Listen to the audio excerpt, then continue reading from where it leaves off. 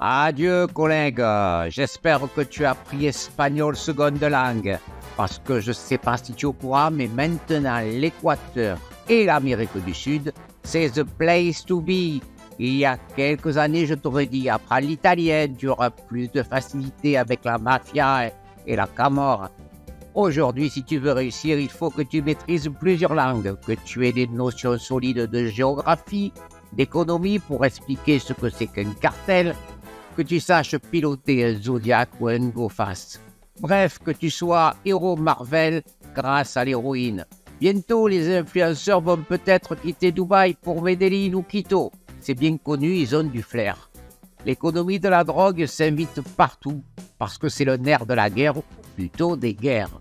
Quelle finance? Et oui, une dose, une cartouche. Quelques pains et tu t'achètes un lance-roquette. C'est elle qui remet parfois les pays sur les rails, de cocaïne bien sûr.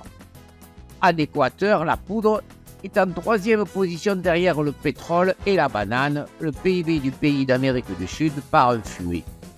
Mais ce que je ne comprends pas, c'est pourquoi vous faites arriver toute la crème à Rotterdam, la Hollande, le seul pays où on te demande si tu veux du fromage dans ton sandwich au cannabis.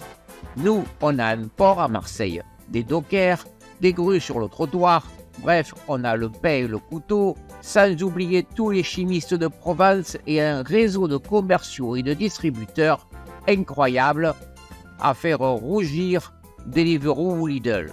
Non, franchement, au lieu de choisir un endroit entre Tropique du Cancer et Tropique du Capricorne, venez à Marseille. On a les infrastructures, les gangs, les armes.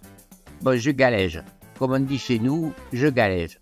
Mais en fait, ce qui m'inquiète surtout, c'est qu'on finisse par avoir un climat équatorial dans le Midi, si tu vois ce que je veux dire.